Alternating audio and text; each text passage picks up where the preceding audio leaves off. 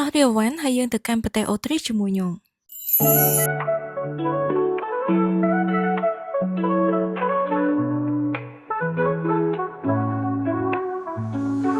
ការវិភាគសប្តាហ៍ទី1នេះគឺយើងធ្វើដំណើរទៅតាមភូមិទៅទិញផ្លែឈើហើយបេះផ្ទាល់នៅតាមចម្ការ Cherry និង Strawberry ហើយបន្តទៅភ្លក់រសជាតិអាហារនៅក្នុងតំបន់របស់គេទាំងអស់គ្នាចឹង schedule យើងនៅក្នុងថ្ងៃទី1គឺយើងត្រូវហោះទៅកាន់ប្រទេសអូទ្រីសពួកយើងត្រូវធ្វើដំណើរចេញពីពលានយន្តហោះអន្តរជាតិសៀមរាបដែលជាពលានថ្មីនៅលើទឹកដីក្រុងអង្គរ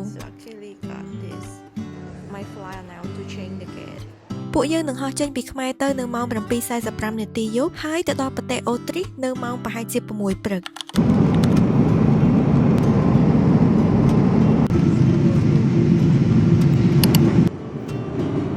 ឥឡូវនេះយើងបានមកដល់ទីក្រុងវៀនណាប្រទេសអូទ្រីសដោយសុវត្ថិភាពងូតទឹកបដូរកៅអៅឲ្យស្រស់ស្រាយហើយយើងទៅជិះអ៊ូបានដែលជារទេះភ្លើងក្រោមដីដើម្បីទៅញ៉ាំអាហារពេលល្ងាចទាំងអស់គ្នា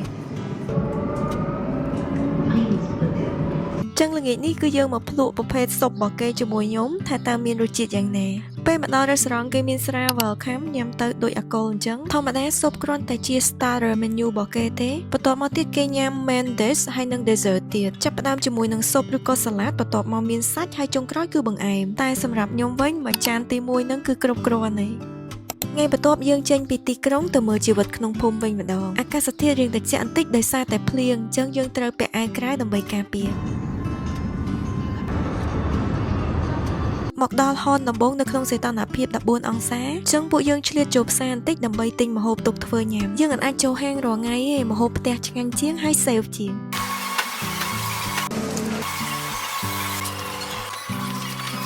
ឥឡូវយើងមកដល់កន្លែងសម្រាប់ហើយប៉ុន្តែខ្ញុំភ្លេចទិញនំប៉័ងទីខ្ញុំនាំបងប្អូនទៅទិញនំប៉័ងដើម្បីទុកធ្វើ breakfast ញ៉ាំស្អែកនេះជារូបតុក្កតាចាក់ដែលបងថ្លៃរបស់ខ្ញុំគាត់ចាក់ហើយនេះជាទិដ្ឋភាពផ្ទះអ្នកភូមិដែលយើងអាចមើលចេញពី view បង្អួចទៅឥឡូវយើងដើរទៅទិញនំប៉័ងហើយមើលទេសភាពផ្ទះអ្នកភូមិទាំងអស់គ្នា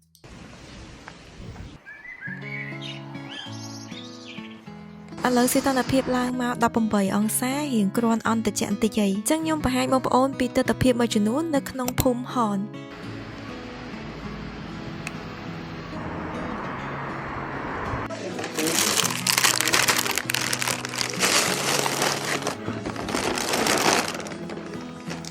ឥឡូវទិញនំប៉័ងបានហើយអញ្ចឹងយើងត្រឡប់ទៅផ្ទះវិញព្រឹកនេះយើងធ្វើ breakfast ញ៉ាំខ្លួនឯងសិនចាំថ្ងៃខ្ញុំនាំបងប្អូនទាំងអស់គ្នាទៅភ្លក់កាហ្វេនៅក្នុងភូមិ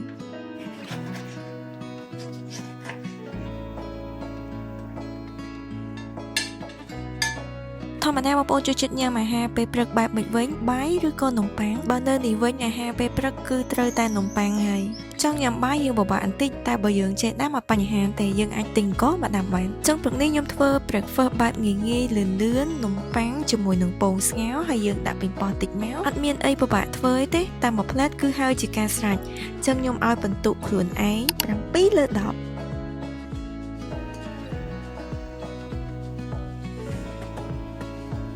ជាមួយខ្ញុំចូលចិត្តញ៉ាំមិចខ្លាំងណាស់បងប្អូនទាំងអស់គ្នានេះខ្ញុំយកចេកឆាបពីខ្មែរយើងមកស្រួយតែម្ដង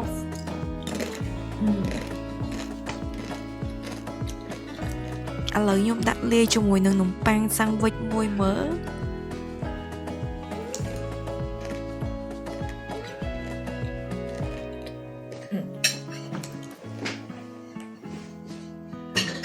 អត់តន់ឈប់ប៉ុណ្ណឹងទេយើងមកភ្លក់នំខេកជាមួយគ្នាតិចសិនអានេះគឺជានំខេកវ៉ាញគេធ្វើលាយជាមួយនឹងស្រាក្រហមប្រភេទនំនេះគឺគេអត់ប្រើគ្រីមទេហើយសាច់របស់វាណែនល្អឥឡូវយើងមកភ្លក់បន្តិចសិនថាមានរសជាតិយ៉ាងណាទាំងអស់គ្នាអាចទាយដឹងអត់ថានំនេះគួរតែបានប៉ុន្មានបន្ទុក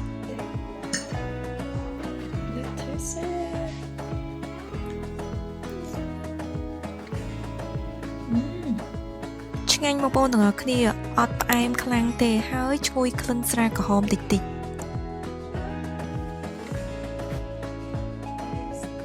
ញ៉ាំ breakfast ហើយសម្រាប់បន្តិចយើងទៅហាងកាហ្វេហើយទៅតាមផ្លូវគឺឃើញដើម cherry ផ្លែល្អខ្លាំងនេះហើយនេះផ្លែតាមផ្លូវដែលម៉ាក់ខ្ញុំគាត់បេះមកឥឡូវនេះយើងមកដល់កាសហើយយើងចូលទិញនំមួយហើយយើងទៅហាងកាហ្វេ menu គេពណ៌ pink ខ្ជូតតែម្ដង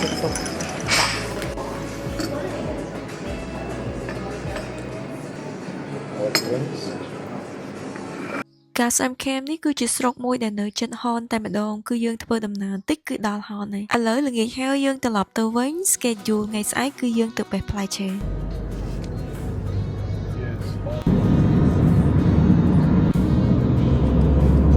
ការវិភាគថ្ងៃនេះគឺយើងនឹងទៅចំការ cherry ប៉ុន្តែមុនទៅគឺយើងត្រូវញ៉ាំ breakfast សិន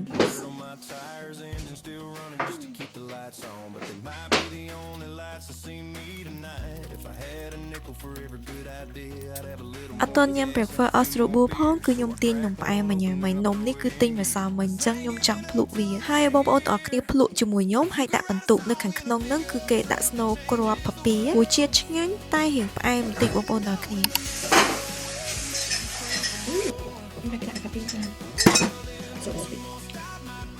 តែគេថាមកអឺរ៉ុបអត់មានបាយញ៉ាំខ្ញុំមកគឺមានបាយញ៉ាំរហូតនេះម៉ាក់ខ្ញុំបរៀនដាំបាយជាមួយនឹងរូបមន្តពិសេសរបស់គាត់ញ៉ាំទៅរសជាតិឆ្ងាញ់ដូចបាយឆាពងទាអញ្ចឹងប៉ុន្តែអត់មានដាក់ខ្លាញ់ទេគឺយើងដាំបាយធម្មតាអញ្ចឹងប៉ុន្តែយើងលួចជាមួយនឹងរ៉ូឌីបន្តិចហើយពេលបាយឆ្អិនគឺយើងដាក់ពងចូលតែយើងដាក់តែពងក្រហមទេ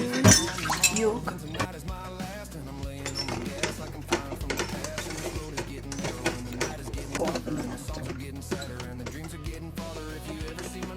ពេលបើឆ្អិនដាក់ពងក្រហមចូលហើយយើងត្រូវច្បល់វាឲ្យញាប់ដៃហ្មងហើយបិទភ្ងុំវាបន្តិចមកយើងអាចញ៉ាំបានហើយខ្ញុំញ៉ាំហើយរសជាតិឆ្ងាញ់ណាស់ហើយសំខាន់គឺអត់មានខ្លាញ់ទៀតក៏នៅនេះអត់សូវឆ្ងាញ់បើសិនជាបានអង្គយើងទៀតគឺថា10លើ10ហ្មងបងប្អូនទាំងគ្នា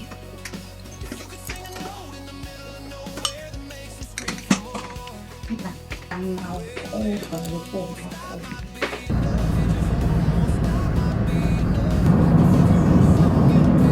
ញ៉ាំបាយហើយយើងទៅចំការ cherry នៅនឹងមិនមានតែ cherry ទេមានទាំង strawberry ទៀតហើយមានផ្លែឈើច្រើនយើងចង់ទិញនៅកន្លែងផ្ទាល់ក៏បេះហើយស្រាប់មកដាក់លក់នៅក្នុង showroom អញ្ចឹងណាឬក៏យើងចង់ទៅបេះផ្ទាល់នៅកន្លែងចំការក៏បានតែយើងខំមកដល់ចំការហើយណាតែទិញស្រាប់ទៅអីប្រកាសជាបេះផ្ទាល់ហើយពេលបេះផ្ទាល់អញ្ចឹងគឺយើងអាចភ្លក់មកសេរីមកបងប្អូនទាំងអស់គ្នា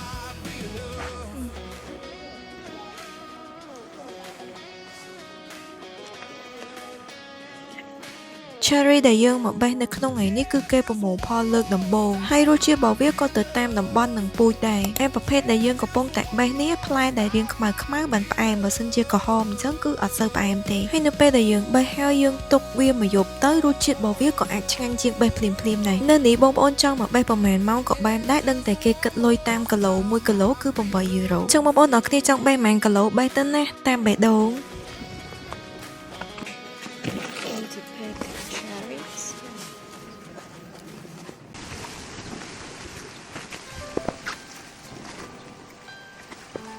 ឥឡូវខ្ញុំឈប់បេះហើយដោយសារតែវាហៀពេញហើយអញ្ចឹងយើងទៅខាងក្នុងហើយគិតលុយនេះគឺជាកន្លែងគិតលុយហើយយើងបន្តទៅរកអីញ៉ាំនៅក្នុងភូមិបន្តិចគឺយើងទៅញ៉ាំនៅក្នុងចកាវាញចកាតពាំងបាយជូរនៅនឹងចកាតពាំងបាយជូរគឺគេហៅថាចកាវាញបងប្អូនទាំងគ្នាហើយនៅតាមចកាគឺតែងតែមាន restaurant របស់គេ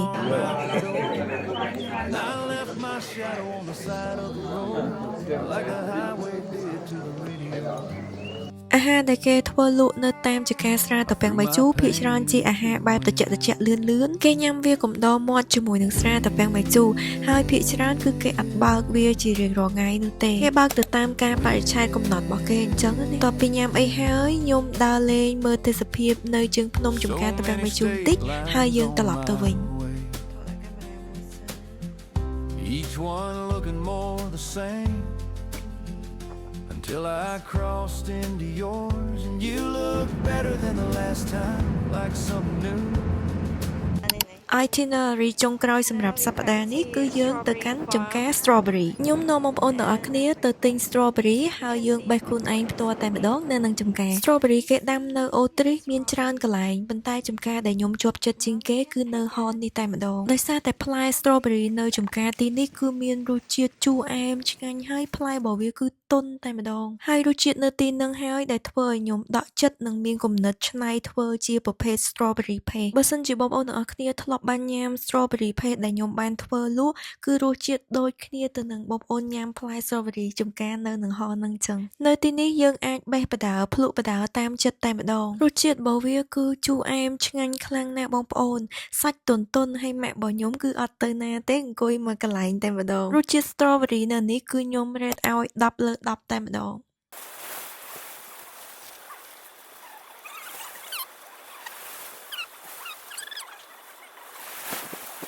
ខ្ញុំថាបេះតែបន្តិចទេព្រោះខ្លាចយើងញ៉ាំអត់ទាន់ប៉ុន្តែដល់ពេលឃើញវាល្អពេកបងប្អូនទាំងអស់គ្នាមានណាបេះឡើងមកកណអញ្ចឹងឥឡូវយើងទៅគិតលុយហើយយើងត្រឡប់ទៅផ្ទះវិញឥឡូវយើងដើរលេងជាមួយគ្នាបែរមួយសប្តាហ៍ហើយដែលសប្តាហ៍ទី1នេះខ្ញុំនាំបងប្អូនដើរលេងក្នុងភូមិមើលការរស់នៅក៏ដូចជាភ្លក្សរសជាតិផ្លែឈើនៅតាមចម្ការសង្ឃឹមថាបងប្អូនទាំងអស់គ្នានឹងរីករាយជាមួយនឹងរសជាតិដំណើរកម្សាន្តដែលខ្ញុំបានចែករំលែកនេះហើយយើងជួបគ្នាបន្តទៀតនៅវីដេអូក្រោយដែលយើងនឹងទៅលេងតំបន់ភ្នំនិងទឹកនៅក្នុងប្រទេសអូស្ត្រាលី